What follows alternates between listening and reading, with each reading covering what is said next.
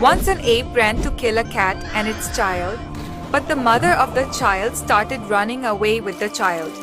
While running, she fell into a ditch. The child's mother was not found, but the fallen kitten was found by a rabbit in the forest. The rabbit took the kitten with him, took care of the kitten, and also fed it. One day when both of them went for a walk in the forest, the kitten started crying loudly after seeing its mother who had died. Seeing this, the rabbit dug a pit and buried its mother, but her child was still crying.